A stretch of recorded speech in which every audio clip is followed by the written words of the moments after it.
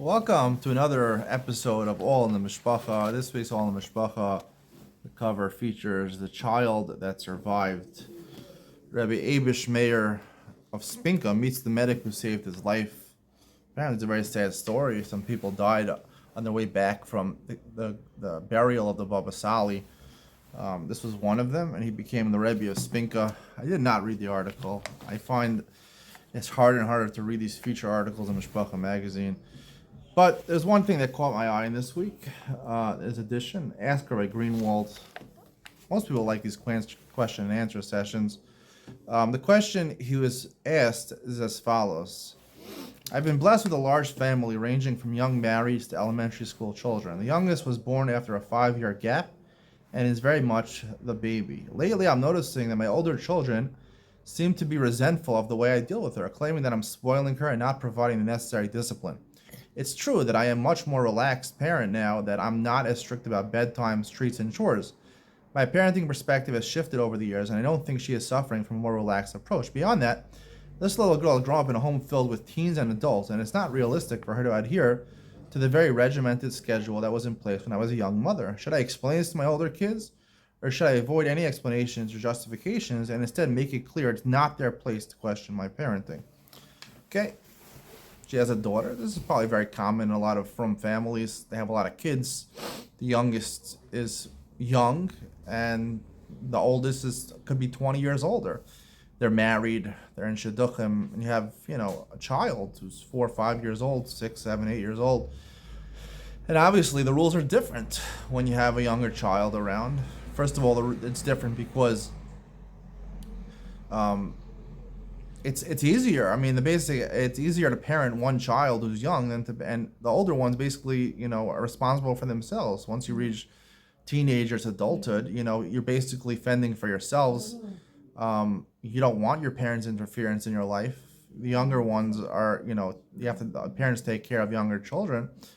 They're more reliant on their parents, but there's only one kid around, so it's easier to parent that kid. And a lot of times the older kids parent the kid for you.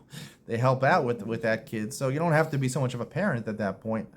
So this mother feels, and I feel this is very common, and it's a common situation, that in a situation like this, you're not going to be as strict with the rules with your younger kid that you would have been with your older kids when you had a lot more kids and they were older. Also, you were a lot younger at that point. You had more strength and were able to discipline the kids more. You're older now. When you have the later kid, you don't have much strength anymore to discipline the younger kid. So you let things just go, and it's not such a big deal. But this mother, her question is that her older children are resentful of this, that she's being too nice to the younger children. She gets all the treats as she wants. She goes to bed whenever she wants. It's not fair, they claim. It's not fair. So the mother asked Roy Greenwald, should I explain my reasoning, like the reasons I just mentioned before, or should I just tell them it's none of your business, get out of here? That was the question. Now, Ray Greenwald takes about 2 pages to answer this, 1.5 pages to answer this question. And the whole, I really don't like to nitpick with people's answers and to say negative things about people. I don't know why this Ray Greenwald is qualified for answering questions. It seems to me every time he gets a question, he seems to throw in some advice that's not pertinent to the question. And any time he tries to give advice which is pertinent to the question, in my opinion, he's usually way off. Here he basically commiserates with this mother and says he is very much in the same situation. He said he had a child. He starts off the article, as the father of a son who was born an uncle, I can relate to your question on every level. He says it's the same thing with him. He had a child that was born when one of his other older children already had a child. The child was an uncle when they were born. And he talks about the situation this mother is going through, which obviously the mother understands. He relates to it. He tells what's going on, the dynamics in the house that are going on. FOMO, he mentions, fear of missing out. You want to be like the older siblings. That's justification that the kids should be able to do what they want, or at least have more lenient guidelines. And then he just veers off and starts talking about parenting kids in this generation, about parenting in general. He says, my Rebbe, Rosh Shlomo Wolbe Zatzal, told me that during the years when he served the Mashgiach in Yeshivas Ber Yaakov, he made many adjustments as the generations moved on, constantly recalibrating his approach to the students' nuances and needs. Another giant who was kind enough to speak to me about many issues of chinuch in our generation, Ramosha Shapira Zatzal, once told me that educators today face a new generation every 3 months. New generation every 3 months. That's pretty interesting. And if we not decode the new language, codes, and challenges of each successive group of students, will not be relevant to many of them. So he quotes some of his Rebbeim who say that we have to parent differently for today's generation. Today's generation have their own unique challenges. And that's really what he talks about. He talks about parenting in this generation. This generation, we have to be more lax, more lenient. And he ends off the article. He says, to parent a child today, you cannot use the rules and the Gedarim of even 10 years ago. You need to be current and present in your younger children's lives on one hand, and you need to make sure that they are occupied with a good peer group during their free time on the other. You need to be somewhat more permissive, understanding that she is not small, even though she is the youngest, but as the parent, you must also still set the necessary boundaries. Okay, so basically he's made a balance over here, like a lot of these people like to do. Some sort of impossible balance. Don't give up your boundaries, but be more permissive. How permissive should you be? How many boundaries should you set up? He doesn't explain. I love when people do this. It's a balance. I always hear this from people. My niece was in America. My sister, she lives in Woodmere. She sends her kids to Beis Yaakov and Siach Yitzchak over there, Cheder over there. And, the kids are growing up in Woodmere, with all the lavishness and luxury of the 5 towns, but at the same time trying to implement, Frumkeit. A lot of people in Woodmere and the 5 towns have turned more to the right in recent years. So she even got rid of WhatsApp, my sister, from her phone because the rabbi, the latest shir she went to, said WhatsApp is not necessary anymore. So she got rid of WhatsApp. And they're talking about, what's necessary in this generation or something like that, And they always say and I asked my niece, she's 13 years old, what is your stance about smart? She's like, it's a balance. That's what my sister always says, it's a balance. You got to be normal at one point. But you can't be completely let your desires run free and get a smartphone, unfiltered smartphone. I always hear this word balance, and it upsets me because there's no right equilibrium in this balance. Who's telling you what the exact balance is? I could just make up any balance I want. And furthermore, it's not making a decision. Is it bad to have an unfiltered smartphone, or is it okay? If it's bad, so don't have a smartphone, have a kosher phone. Most people in women have some sort of smartphone. And if it's okay, then have a completely unfiltered phone. So you have to make a decision in life. Life is either black or white. Decision making should be black or white, right? So you have to make that decision in life. Don't tell me balance. I hate when I hear the word balance. Balance is ambiguous, it's undefined, and it's not making a decision. So what the advice he gives about parenting is to have a balance. In our generation, you have to be more permissive because the generations have changed. But the bigger problem I have with this answer is that he doesn't address the question. After I finish reading the article, I'm left scratching my head. I'm like, then I go back to the question. I'm like, wait a second, what was the question again? And I read again the last line. The last line of the question, I'll read it again. Should I explain this to my older kids, or should I avoid any explanations or justifications and instead make it clear it's not their place to question my parenting? The question had nothing to do about parenting. The mother was not saying she had any regrets about the way she parents her younger child. She wasn't asking about that. She wasn't asking his opinion about that. She was asking merely whether she should explain it to her older children or just say it's none of your business.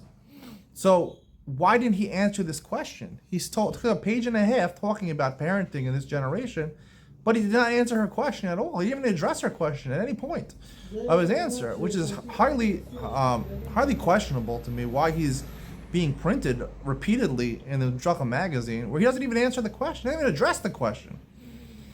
He talks about parenting, Now, that upsets me that he's given a place in this magazine without even addressing the question. But I'll talk about what he wants to talk about as parenting, and I will say this about parenting, because I'm not here to nitpick and find problems with this Rabbi Greenwald.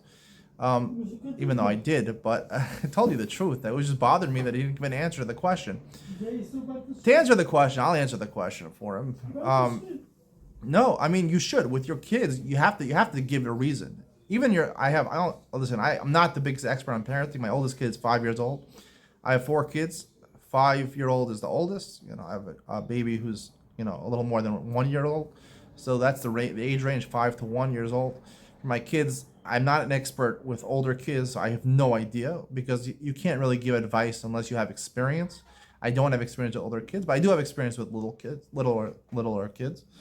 I will say this, even with little kids, you have to explain. If they ask you a question about what you're doing to them, about a punishment that you're giving, you have to explain yourself to them. You have to tell them why you're doing such. If you're giving them a punishment, you have to give them a reason why you're giving them a punishment. If they ask for something, you're not going to give it to them, you have to tell them. Even though they're small, right? Even if they don't talk, right? If they understand. Once they reach the age of understanding, which is around 2.5 years old, 3 years old. I have a son who's about 2.5 years old. It's when they start understanding things a little bit. I would say about 2.5, 3 years old. Then you can start giving punishments and explaining yourself. You can't give a punishment to a kid who doesn't understand what he's doing wrong. Once they have understanding, you have to explain yourself to your kids because they're human beings. You can't just do things without explaining. It doesn't mean you have to listen to what they want, but you have to explain yourself. And certainly with older kids, for sure, you have to explain what you're doing. So when the mother's asking, should I explain? Yes, you should explain to what you're doing. You should explain that you're being more lenient with your younger kids for whatever reason. Probably the reason is because, it's not as difficult to deal with only one young kid.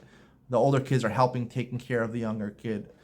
Like she mentioned, the mother, the fact that the older kids, have basically do whatever they want. It's like the younger kids say, why not me also?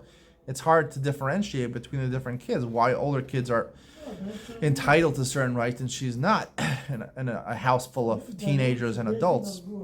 You should explain yourself briefly, but you don't have to keep on explaining. You explain yourself once or twice, and that's it. And then do what you want as a parent, because ultimately you are the decision maker, and the way you want to parent your younger kid is fine. But explain that to older children once or twice, and that's it. And then leave it. If they keep on asking, say, "I told you already," and don't dwell on it too much.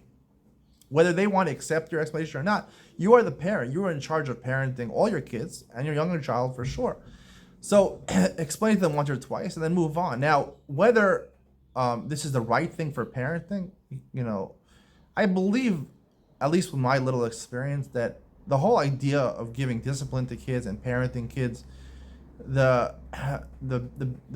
way to assess whether you should discipline a kid is not what's right for the kid. Do you give the kid treats? People are different. Do you give them, flavored drinks? Do you give them, soda during the week? Do you give them treats whenever they want? Or how lax are you with punishing them or not punishing them? What is your punishment for punishing? Will you hit your kid? Will you put them in a room, give them a timeout?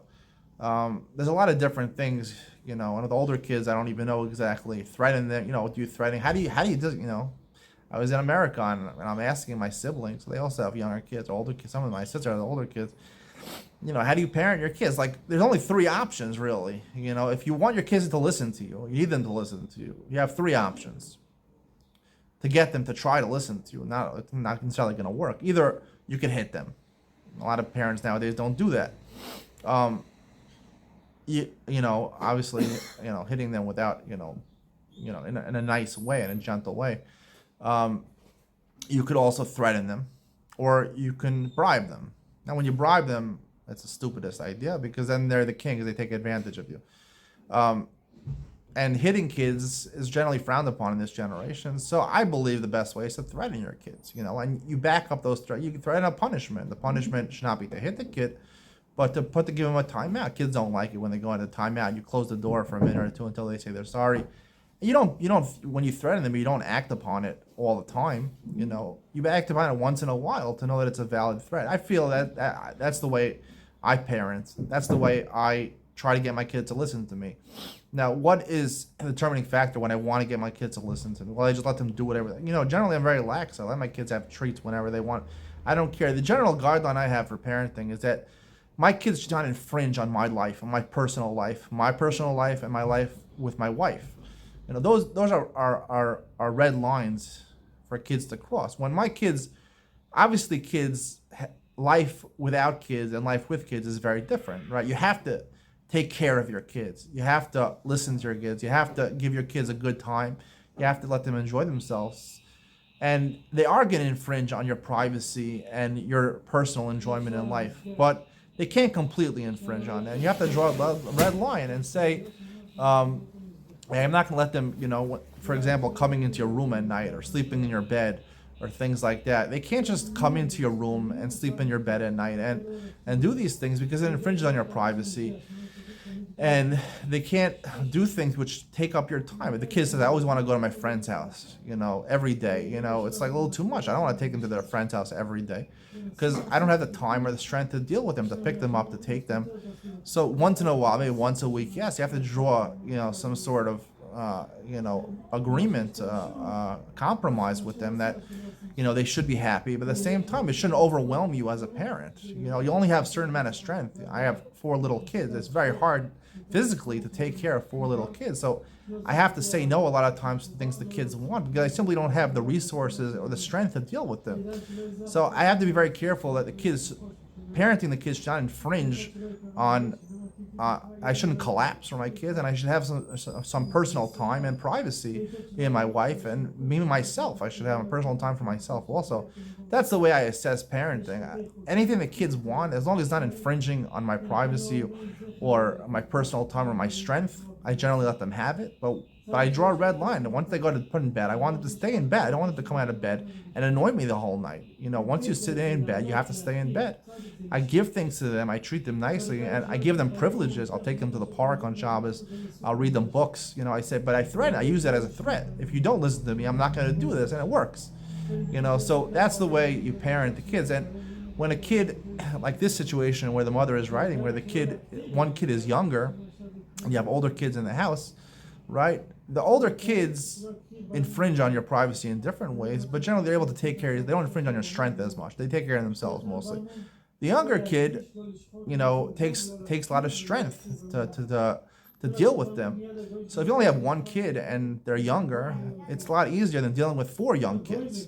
So therefore, there's a lot of parents who are more lax with the other kids. First of all, and also they have less strength to deal with them, to discipline them when they're older. And also, like, the older siblings will help out with the younger kid. So for all those reasons, it makes sense to be more lax with the young kid. That's what always happens. The parents are more lax with the younger kid. But you should explain it to the older kids and tell them that's the reason. The reason is because I parent that if they shouldn't infringe on my strength and my rights and my privacy and my personal time. And this one kid is not infringing so much.